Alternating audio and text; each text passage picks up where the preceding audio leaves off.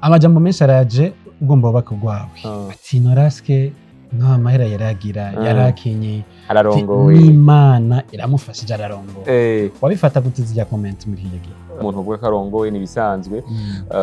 kumva yuko kazima bari mu rukundo arimo naho twari uri muri inzu urongorwa kwereka abandi batarongowe akaba ari je ndongorwa nigisigura yuko bari bafise impamvu bariko barayivuga ariko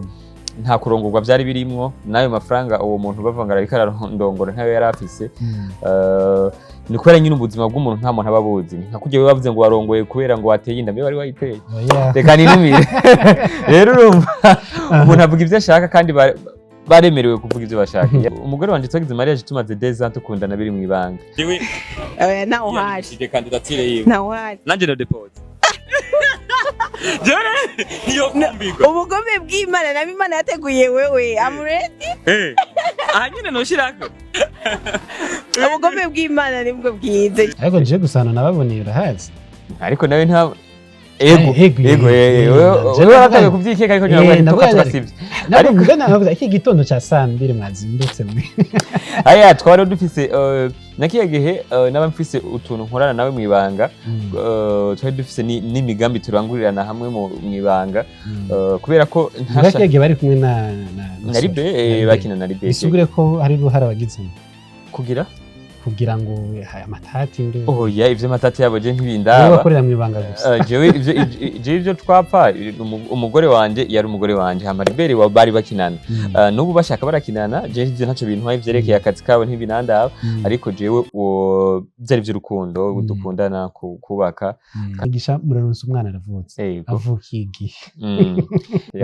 usanga bavye babikira ku mezi 6 twe tubyarira ku mezi 10 wewe twakawe ni kuri 3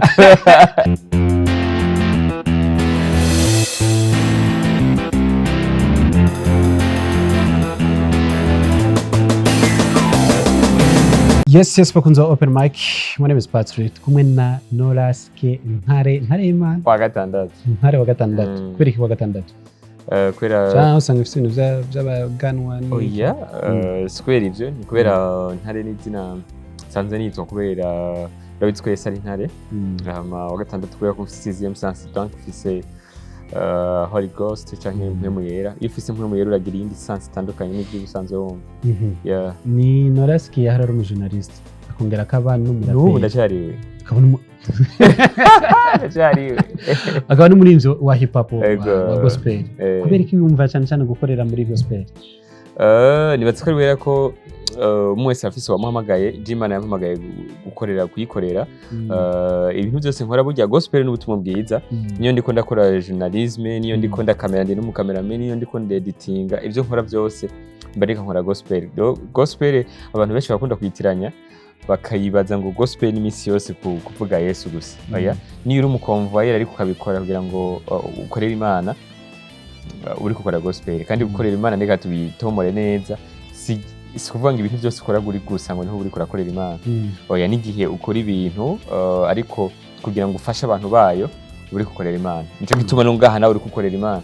cyane cyane ngaha kubera ko uri kurafasha imitima y'abantu benshi abantu bari mu bihe bitandukanye tugira ko tubasuhuza aho bari bose bafite ibibazo bitandukanye bamenye yuko ejo buzoca kandi bizogenda neza uno munsi gospel ubibona gute cyane hip hop cyane hip hop yarasubiye inyuma cyane bivanye yuko urabona turi mu myaka umuntu wese bakeneye ubufu abakeneye icyo afungura rero umuziki utwara amafaranga menshi cyane video tugeze kuri level y'ibintu biri high rero biragoye ko uguma ukora ikintu udafise ubushobozi na cyane ko gospel rap wanashima muri rusange no mu Burundi ntikunzwe asi no mu Burundi gusimaze imisi kwisi atari yari ya mbere naho hari gihe bikurana ugasanga rap niyo yari ya mbere ariko ubu imaze imisi itari kwisoko rero kuba itari kwisoko bituma n'abayigura baba bake umuntu ataronka ama sponsor bataba benshi bigatuma rero barapere baca bagira ubuzima bwo hasi rero nibatse kaje gituma yasubiye hasi ariko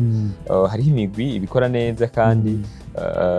nibatse kari sawa ariko abanyempano barahari amajambo menshi araje ugomba bubaka rwawe ati Norasque nta mahera yaragira yarakenye ararongowe n'Imana iramufashije ararongowe wabifata gutizija comment muri hiye vyari biryoshe kubera ko jivyo nari niteze sivyo nahasanze bavuze bitoyi kuvyo nari niteze ivyo bavuze vyari bisanzwe cyane kumva yuko umuntu uvuga ko arongowe ni bisanzwe kumva yuko kazima bari mu rukundo nawe twari uri muri inzu urongorwa kubera ko abandi batarongowe akaba ari je ndongorwa nigisigura yuko bari bafise impamvu bariko barayivuga ariko nta kurongorwa vyari birimwo nayo mafaranga uwo muntu bavanga ariko ararondongora ntayo yari afise ni kubera nyine ubuzima bw'umuntu nta muntu aba abuzi ntakujya bavuze ngo warongoye kubera ngo wateye inda mbe wari wayiteye reka ninimire rero urumva umuntu avuga ivyo ashaka kandi baremerewe kuvuga ivyo bashaka hari ivyo twabona n'amaso canke n'amaimage ariko vyari bimeze gute muri kiya gihe mugira predote dote na mariage umutima wari uhagaze gute canke wari uhagaze neza rega umugore wanje twagize mariage tumaze 2 ans dukundana biri mw'ibanga ariko nje gusana nababoneye urahazi ariko nawe nta ego jewe warakaye kuvyikeka ariko ntabwo twasivye ariko mbona navuze iki gitondo ca 2 mwazindutse mwe aya twari dufise nakiye gihe naba mfise utuntu nkorana nawe mw'ibanga twari dufise n'imigambi turangurirana hamwe mw'ibanga kubera ko ntakiye gihe bari kumwe na Ribe bakina na Ribe bisugure ko hari ruhara bagizemo kugira ngo amatati ndo ivyo matati yabo je ntibindaba bakorera mw'ibanga gusa jewe ivyo twapfa umugore wanje yari umugore wanje hama Ribe bari bakinana n'ubu bashaka barakinana je ivyo ntaco bintwaye vyerekeye akazi kabo ntibinandaba ariko jewe vyari vy'urukundo dukundana kubaka kandi nibaza ko Imana yabigiyemo biragenda neza Imana iraheza ki mariage irabaye kandi baye neza cyane kurutingira ivyo mwari mwiyumvira cyangwa umuntu utari mwiteze nyuma yaho imigisha muraronse umwana aravutse avukiye igihe yaranarengeranye yavutse ivyo bari bavuze bo vyarenze usanga bibavuze bukira ku mezi 6 twe tuzarira ku mezi 10 bimeze neza cyane ubu ubona gutura uno munsi nka Norasque w'umusore Norasque w'umupapa uno munsi jewe ikintu cya mbere ndashimira Imana kwanza yuko Imana irahari ndicabona cyo kubishingira nta yuko Imana ihari kandi yishurira igihe kandi yishura iguha inyinshi nyayo yampaye umufasha mwiza kandi sini kumwiza ku maso gusa ndazi yuko ababenshi babona ko ari mwiza si mwiza ni mwiza ariko nujya mu mace avuga ati ni mwiza rero hakuba mwiza ku maso gusa yambere na mwiza mu ngeso mwiza mu rugo bituma nshobora kugubwa neza kugira ngo nshobore kubaho bimeze neza rero ndashima Imana ko mu rugo ni sawa tubanye neza turumvikana nta kabi kweri n'ukuri hari abasore benshi bafise igitinyiro cyo kurongora kuko batinya kuriha inzu kuko batinya gutanga ratio ku munsi kuko batinya na budget ya mariage uno munsi ni kaye kaje mu babwira shaje nibaza ko abasore burya badatinya ivyo kubera umuntu w'umugabo ntiyotinya kujya umugabo adatinya gasho adatinya gupfa adatinya kugongwa usohoka ukavuga ati je ndagiye kurondera niko utotinya kubaka ahubwo abasore benshi batinya relation ofete abakobwa hari ibintu baberetse barahemukiwe kenshi abandi nabo bafise intare z'abantu bagiye barababara mu rugo akumva amenga ntiyo kwemera kwisacrifice agatanga ubuzima bwiwe ku muntu azova muhemukira rero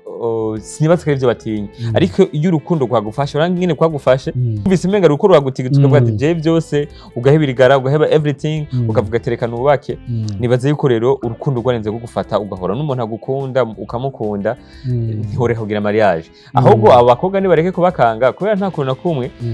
umuntu moje muri relation akakugira ibisanga hamukica wifuza kuzosubira kubaka baca baca gatima rero hama abandi nabo baba barubatse kubera ama profit bakagenda barashinga intahe z'inkuru urugo rubabaza rugo abantu baragowe ugasanga ntidufise ama exemple meza ku bantu byagiye biragenda neza ariko mwege mwubatse bikagenda neza hamwe mugenda murashinga intahe vyotuma abasore bareka gutinya wo kubita umuntu umwe abantu igihumbura umuntu umwe ariko mubaye babiri mugace mukubita ibihumbi 10 ntumva ko ari ibintu vya grave vyategereza kuba mubaye babiri mwace mukubita ibihumbi 2 ariko Imana ikivuga ati muzoca mukubita abantu ibihumbi 10 kuvuga ngo umoja ni nguvu rero anivyo Truafa ni company ikora amafilme ikora n'amapublicité ikora n'ibindi bintu bigiye bitandukanye harimo no gucreate ama content canke gucreating ama content urazi ko turi muri isi ya content canke ya content rero ni company ishiye gukora ama content menshi nibaze ko twagiye turakora ibintu byinshi byagira birabaryohera tuko turakora n'ibindi twaraze n'icitwa prank kiko kirafasha abantu benshi ngo nyinshi kiko kirabaryohera ni gute wogera reaction nziza imbere y'umukunzi wawe rero dufatanye Imana yacishira ikintu hagati yacu gituma dushobora gushininga gusumba uko twariko turashininga umwe wese akiri wenyene so nari namusanze mu rugo aho basanzwe batuye bameze neza cyane ndagushimira wongera ubwira akajambo abakunzi ba muri rusangi abakunzi banje nuko icambere ndabakunda kandi ndabakunda bivuye bwina mu mutima kuma commentaire yose mpora mbona harimo abo mpora mbona bambwira nabi bikandyohera kubera ko iyo umuntu akubwiye nabi ni kubera ko amaze kukugendereza asante yo thank you